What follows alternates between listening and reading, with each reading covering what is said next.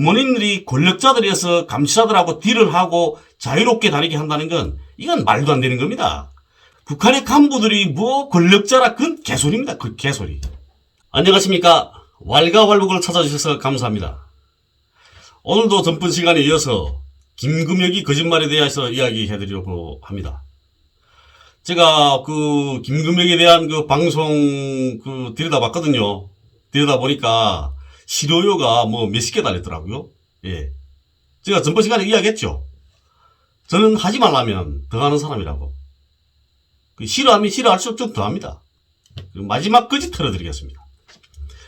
김금혁이 북한에서 외국 유학은 평양시 상위 10개 대학들에서만 갈 수 있다고 말했습니다. 그런데 그건 거짓말입니다. 그러면 지방대학들에는 외국 유학을 가는 학생들이 없어야겠죠. 또 외국 유학을 갔다 온 사람들이 없어야 되는 거 아닙니까? 그런데 많습니다. 지방대학들에도. 우리 매부가 무산광산 연합기업소 공무분공장 실험실장이었습니다. 우리 매부도 외국 유학 갔다 왔습니다. 대학들마다 자기 대학 그리고 또 전공부문 발전에 필요한 인재들을 키우기 위해서는 유학을 보내는 겁니다. 북한이 사상을 중시하는 국가이다 보니까 사상이 투철한가에 대해서도 보겠죠. 그런데 북한에는 사상이 투철하지 않은 사람이 없습니다. 대학생들 같은 경우는 도와줘. 대학생들은 나이가 어리지 않습니까? 젊었고 정의감에 불타고 진취적이고 그러면 사상적으로 더 무장되어 있는 거죠. 그런데 외국 유학은 사상만 투철해서 가는 게 아닙니다. 그리고 사상이 투철한가 투철하지 못한가 하는 거는 그거는 이 자리에서 보고 그 사람이 말을 들어보고 판단하는 게 아니거든요. 사상이라는 건 내 머릿속에 뭐가 들어가 있는지 어떻게 합니까 나를. 그러니까 사상이 투철한가 투철하지 않은가 놓고 갈라서 투철한 사람만 외국 유학을 보내고 이런 건 아니라는 말씀입니다. 예? 그런 건 아닌 겁니다. 외국 유학을 가는 사람들 보면 공부를 잘해야 된다. 우선 공부를 잘해야 되고 그리고 또 사명감이 있어야 됩니다. 사명감. 내 나라, 내 조국의 부강 발전을 위해서 내가 꼭 있어야 한다는 이런 사명감이 있어야 되는 겁니다. 그리고 그런 열의에 맞게 본인의 능력과 열정도 따라가야 하는 겁니다.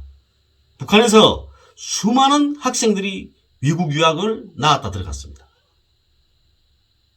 유럽의 경우에 제가 자료를 찾아보니까 이런 겁니다. 유럽의 경우에는 2012년에 111명, 2013년에 95명, 2014년에 105명, 2015년에 129명, 2017년에 175명 이렇게 유학을 갔더라고요. 영국 같은 경우에는 2017년에 105명이었고 그 다음 독일도 45명이 있었습니다. 그 나머지 25명은 다른 나라에 가서 공부했다는 거죠. 미국의 경우에 냉전 시기에도 북한 유학생들이 미국에 가서 공부를 했습니다. 안 하셨을 것 같죠? 냉전 시기에는 가서 했습니다.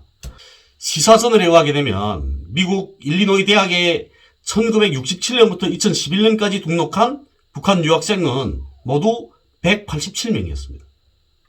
이 대학 학적 자료 거기에 의하게 되면 지난 45년 동안에 이 대학에서 유학한 북한 출신 학부생은 129명, 대학원생이 57명, 연구원 1명이었습니다. 이렇게 미국의 대학들에도 북한 유학생들이 많이 가서 공부를 했던 겁니다. 그런데 이렇게 많은 유학생들이 가서 공부를 했음에도 불구하고 북한 유학생들 중에서 도망쳐서 북한으로 돌아가지 않은 유학생은 몇 명 안 됩니다. 물론 우리 남한처럼 외국에 유학 많이 가고 이러지는 못하죠. 예? 북한은 국가가 돈을 내지 않습니까? 국가가 돈을 내서 공부를 시키거든요. 외국 유학도. 그러니까 당연히 돈이 많이 들어가니까 많이는 못 보내는 겁니다.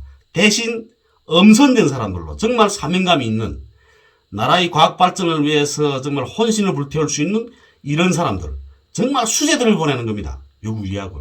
네? 그리고 김금혁이 이런 이야기도 하더라고요.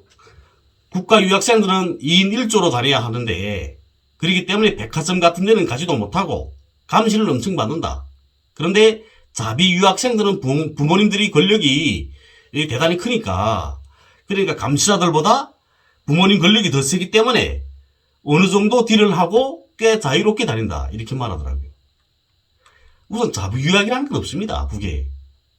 무상교육을 실시하는 나라에서 자비 유학이라는 거는 말도 안 되는 겁니다. 국가의 돈으로 공부하는 학생이 백화점에 갈 돈도 없겠죠. 돈이 어디 있습니까? 북한에서 제일 돈을 많이 버는 노동자는 해외에 나가서 일하는 노동자들입니다. 한 달에 500달러. 북한에서 100달러면 어느 정도로 큰 돈이 나면, 100달러 하게 되면 100kg짜리 돼지 한 마리를 사고도 돈이 남습니다. 그 정도면 대단히 큰 돈이죠. 예? 그런데 해외에 나가 일하는 노동자들은 한 달에 500달러 정도의 생활비를 받는답니다. 그러면 북한에서는 최고로 많이 받는 사람들인 겁니다. 근데 500달러를 가지고 우리 자식을 유학 보낼 수 있을까요? 못 보내죠. 그거는 말도 안 되는 겁니다. 예? 그리고 500달러를 들고 백화점에 쇼핑 갈 수 있나요? 500달러 가지고 백화점 가면 뭘 삽니까? 예? 그러니까 못 가는 거죠, 백화점에 우선. 감시를 해서 못 가는 게 아니라는데요. 그리고 학생이 공부를 해야지 쇼핑만 다니면 안 되죠. 예? 이렇게 북한 유학생들은 공부를 해서 나라의 과학 발전에 이바지하겠다는 사명감이 있는 친구들이기 때문에 열심히 공부만 하고, 그리고 또 다른 나라로 도망도 안 치는 겁니다. 감시를 해서가 아니고요. 감시를 그렇게 철저한 감시를 하면 김금혁이는 어떻게 도망쳐서 여기로 오나요? 예? 그리고 북한에서는 간부들일수록 자네들에 대한 통제를 더합니다. 자네들이 잘못해가지고 부모님들이 가정혁명가를 잘 하지 못한 것으로 해서 해임 철직돼서 혁명화가는 그런 일들이 많거든요. 제가 전에도 한번 이야기해드렸지만, 저희 이모부 같은 경우에는 중학생 시절에 싸움을 자꾸 해서 온 가족이 평양에서 추방당했습니다. 이런 게 바로 가정혁명가가 되지 못한 그런 가정이었던 거죠. 때문에 부모님들이 권력자들에서 감시자들하고 딜을 하고 자유롭게 다니게 한다는 건 이건 말도 안 되는 겁니다. 부모님들이 그걸 용서치 않거든요. 우리 학교에 제가 국민학교 다닐 때, 예? 그 친구의 아버지가 뭘 했냐면 보이사령부 정치부장이었습니다. 군사충모가 상장이거든요. 왕별 시알입니다. 이게 군별 시알이란 말이에요. 그런데 그 친구 집에 가도 꼼짝 못합니다. 아버지 있는 날엔 집에 가지도 못합니다. 휴식일이라 해도. 아버지가 그렇게 요구성이 높거든요. 군사학교에 가서 공부를 한다는 애가 공부를 해야지 집에 왜 와? 이런단 말이에요. 아버지들이 그렇게 엄격합니다. 대신 아버지가 없을 때는 집에 가죠. 그때는 저도 가봤거든요. 그 친구네 집에 몇 번 갔댔습니다. 그 집에 보초병 가 있거든요. 들여 안 보냅니다. 어머니가 나 사정을 내야 보초병이 들여보내는 거죠. 그렇습니다. 북한의 간부들이 권력자라 그건 개소리입니다. 그 개소리. 부모들 자체가 그렇게, 아버지들이 그렇게 강하다는데요. 북은 자유롭게 다닐 수가 있는데도 불구하고 스스로가 자신들을 통제해야 되는 겁니다. 물론 유학생들이 생활총화도 하고 모여서 집단 생활도 하겠죠. 그런데 생활총화는 북한에 있어도 하는 겁니다. 그거는 북한에서 살아도 생활총화는 한 주일에 한 번씩 하거든요. 유학생들에 대해서 생활총화를 하는 게 아닙니다. 그리고 집단 생활을 하는 건 자신들이 원해서 하는 거죠. 그러면 내가 말도 다르고 문화도 다른 그런 친구들하고 함께 있는 게 좋겠습니까? 아니면 내하고 말도 통하고 언어도 통하고, 예? 언어도 통하고 풍습도 통하는, 말이 되는, 소통이 되는 그런 친구들하고 함께 있는 게 좋겠습니까? 두 개 중에 하나 고르라면 나는 소통이 되는 친구들하고 함께 있는 걸 원하겠습니다. 그런 겁니다.